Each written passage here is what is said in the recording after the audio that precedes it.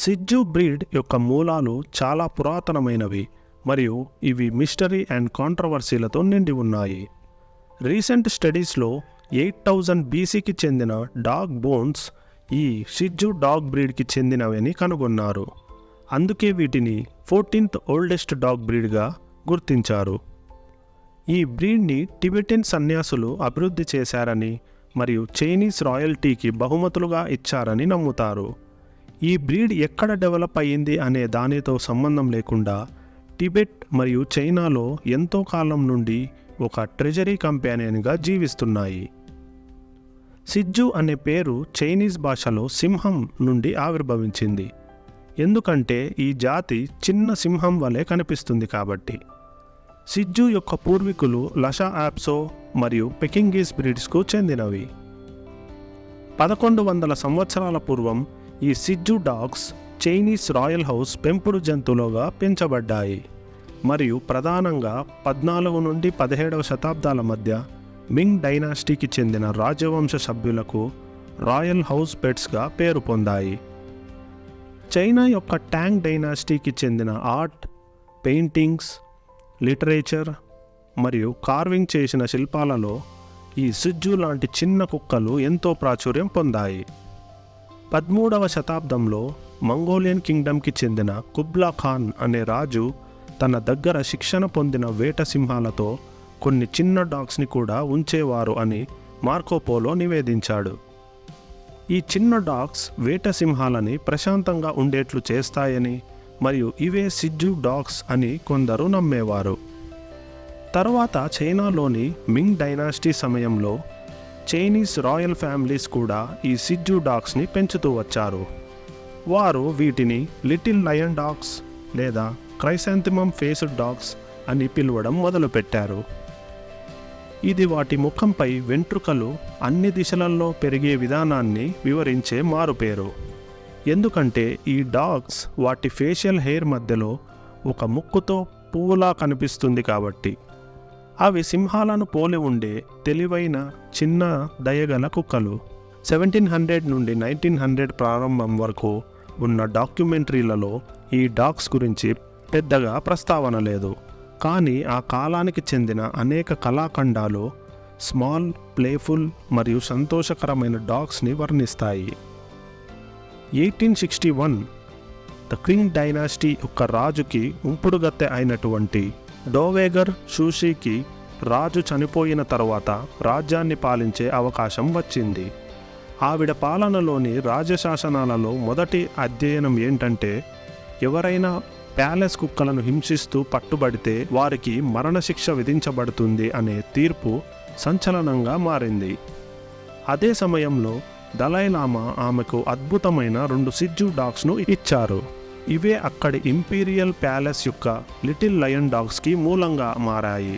డోవెగర్ చూసి జంతువులపై అంత గొప్ప ప్రేమను కలిగి ప్యాలెస్ డాగ్స్ సంరక్షణలో విస్తృతమైన బ్రీడింగ్ ప్రోగ్రాం నిర్వహించేది. 1908లో ఆమె మరణించిన తర్వాత అనేక రాజకుటుంబాలు అట్రాక్టివ్ కోట్ అండ్ కలర్ సిజ్జూస్ని ఉత్పత్తి చేయడానికి పోటీ పడ్డారు. ఇంతటి కాంపిటీషన్ కారణంగా బ్రీడింగ్ ప్రాక్టీసెస్ సీక్రెట్గా ఉంచబడ్డాయి. పూర్ క్వాలిటీ డాగ్స్ని మార్కెట్లో అమ్మేవారు మరియు గుడ్ క్వాలిటీ డాగ్స్ని చైనాలోని సంపన్నులకు మాత్రమే ఇచ్చేవారు. కొన్ని వాటిని వేరే కంట్రీస్కి స్మగ్లింగ్ చేసేవారు. కథ ప్రకారం ఒకరోజు అనేక మంది దొంగలు బుద్ధుడిని దోచుకొని హత్య చేయాలనే ఉద్దేశంతో వచ్చారు. అప్పుడు బుద్ధుని దగ్గర ఉన్న చిన్న కుక్క క్రూరమైన సింహంలా మారి దొంగల నుండి బుద్ధుడిని ప్రాణాలతో కాపాడుతుంది. ఆ సింహం తిరిగి సరదాగా ప్రేమించే చిన్న కుక్కలా మారిపోగా దానిని బుద్ధుడు ఎత్తుకొని ముద్దు పెట్టుకుంటాడు. చాలామంది సిజ్జుల తలపై ఉన్న తెల్లటి మచ్చ బుద్ధుడు తన లిటిల్ లయన్ని ముద్దు పెట్టుకున్న ప్రదేశాన్ని సూచిస్తుందని నమ్ముతారు. పురాణాల ప్రకారం బౌద్ధ దేవాలయాల సంరక్షకులైన ఫూ డాగ్స్ సిజ్జుకి రిప్రజెంటేషన్స్ అని టిబెట్ ప్రజలు మరియు బౌద్ధులు నమ్ముతారు. 1930లో ఈ డాగ్స్ చైనా, టిబెట్ బార్డర్స్ దాటి యూరోప్లో కనిపించాయి. కొద్ది సంవత్సరాలకి 2వ ప్రపంచ యుద్ధం తర్వాత యునైటెడ్ స్టేట్స్కు చేరుకున్నాయి మరియు 1969లో ఈ బ్రీడ్ని అమెరికన్ కెన్నెల్ క్లబ్ టాయ్ గ్రూప్లో రిజిస్టర్ చేశారు. ఈ breed friendly, intelligent, playful, alert, లాయల్గా ఉండే బ్రీడ్. వీటి సాధారణ ఎత్తు 8 నుండి 11 అంగుళాలు. వీటి బరువు 4 నుండి 7 కేజీలు. ఇవి లాంగ్ డబుల్ హెయిర్ కోట్తో వెరైటీ ఆఫ్ కలర్స్లో ఉంటుంది, బట్ కామన్గా బ్లాక్, వైట్, గోల్డ్, లివర్ కాంబినేషన్స్లో ఉంటాయి. వీటి లైఫ్ స్పాన్ 10 to 16 ఇయర్స్. వాటి అతి స్నేహపూర్వకమైన స్వభావం మరియు అడారబుల్ లుక్స్ కారణంగా ఈ డాగ్స్ అనేక సినిమాల్లో నటించాయి. బెస్ట్ ఇన్ షో అనే మూవీలో మిస్ ఆగ్నెస్ అనే సిజ్జు అందరి దృష్టిని ఆకర్షించింది. డార్క్ కామెడీ క్రైమ్ ఫిలిం అయినటువంటి 7 సైకోపాత్స్లో బోనీ అనే సిజ్జు నటించింది. యానిమేటెడ్ ఫిలిం అయిన the secret life of pets 2లో డైసీ అనే సిజ్జు ఒక మెయిన్ లీడ్గా చేసి అమెరికన్ యాక్ట్రెస్ టిఫానీ హ్యాడిష్ చేత డబ్బింగ్ చేయించబడింది. సిజ్జు బ్రీడ్ యొక్క ప్రోస్: లవబుల్ అండ్ అఫెక్షనేట్. ఈ డాగ్స్ అన్ని వయసుల వారితో మరియు చాలా జంతువులతో స్నేహపూర్వకంగా మరియు సున్నితంగా ఉంటాయి. Loves to sit on your lap. మీ ఒడిలో కూర్చోవడానికి చాలా ఇష్టపడతాయి. Can live in small space. Especially వీటి చిన్న సైజ్, ఇంటెలిజెంట్ మరియు ప్లేఫుల్ బిహేవియర్ వల్ల అపార్ట్మెంట్స్లో పెంచుకోవడానికి చాలా ఈజీగా మారింది.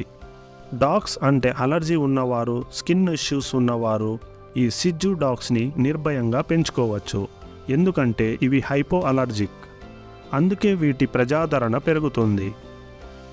కాన్స్ ఆఫ్ సిజ్జు dog breed: high maintenance cost. వాటి fast growing and long hair వల్ల రెగ్యులర్గా గ్రూమింగ్ మరియు బ్రషింగ్ అవసరం. వాటి ఫేషియల్ హెయిర్ ఎప్పటికప్పుడు ట్రిమ్ చేయకపోతే ఇదే వాటి ఐస్కి ఇరిటేషన్ని కాజ్ చేస్తుంది. Dental, breathing and respiratory issues. వీటి దవడలు డిఫరెంట్ సైజెస్లో ఉన్న కారణాల వల్ల డెంటల్ ప్రాబ్లమ్స్ వచ్చే ఛాన్స్ ఉంటుంది. ఇవి బ్రేకీసెఫాలిక్ బ్రీడ్స్ కనుక గురక పెట్టడం సాధారణం మరియు కొన్ని రెస్పిరేటరీ ఇష్యూస్ డెవలప్ అయ్యే ఛాన్స్ కూడా ఉంటుంది.